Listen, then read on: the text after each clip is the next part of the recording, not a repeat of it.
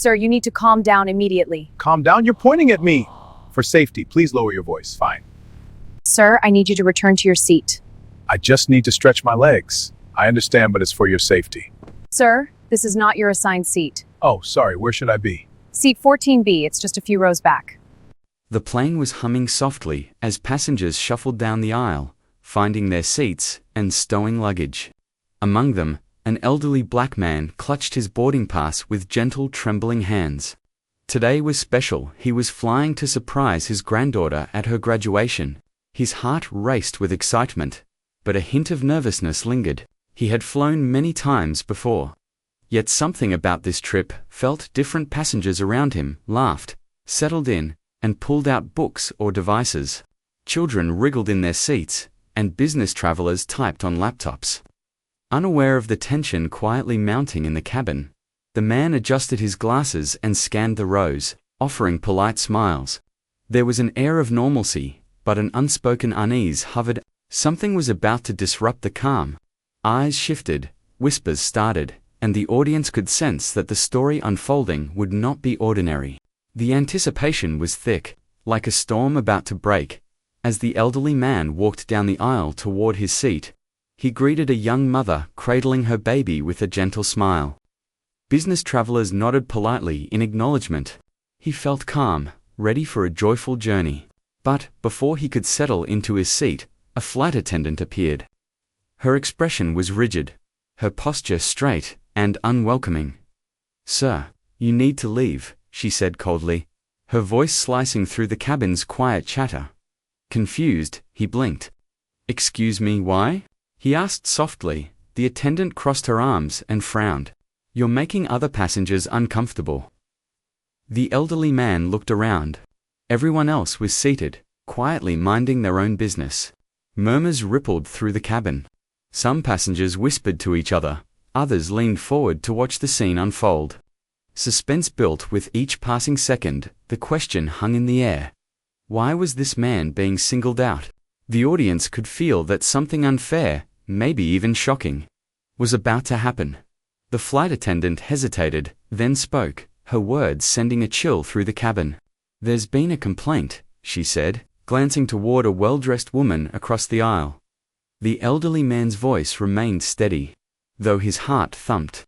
"A complaint? About what?" She swallowed, her lips tightening. "You don't belong here." A hush fell over the plane. Passengers exchanged nervous glances, some shifting uneasily in their seats. The words felt heavy, unjust, and unfair. The elderly man, determined to assert his rights, held up his ticket. "I paid for this seat. I have every right to be here," he said calmly, but firmly. The cabin tension thickened. Some passengers whispered quietly to one another, unsure how to respond. Suspense grew with every heartbeat. Who was in the right? Could this situation escalate further? Eyes darted nervously, as if anticipating a confrontation that no one wanted to happen. Yet everyone feared would. Finally, a voice broke the tension. "This is ridiculous." A young man shouted from a few rows back, standing up to defend the elderly passenger. Others nodded or murmured in agreement. An older woman shook her head in disbelief.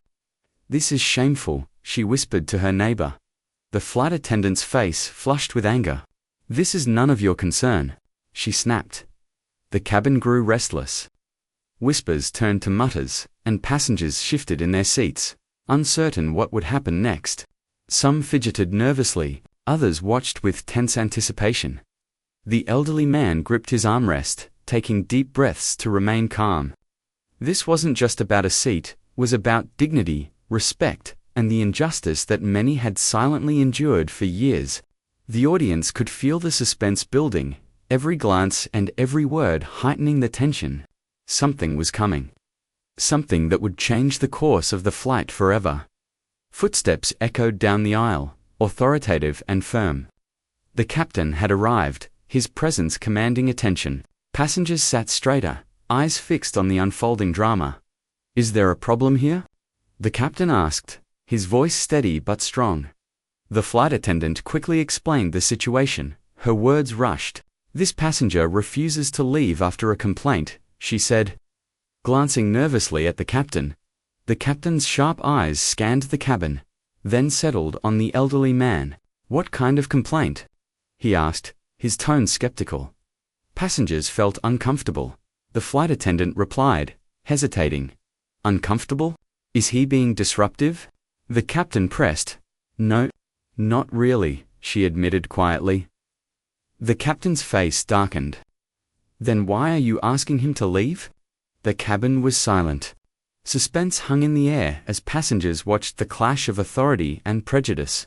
The elderly man's fate and the flight attendant's would soon be decided. The captain's eyes narrowed as he stepped closer. "Sir, may I see your ticket?" he asked, his voice calm but commanding. The elderly man handed over the boarding pass, hands slightly trembling. The captain studied it carefully, then looked up at the flight attendant. "This gentleman is a first-class passenger. He is exactly where he belongs." The flight attendant's jaw dropped.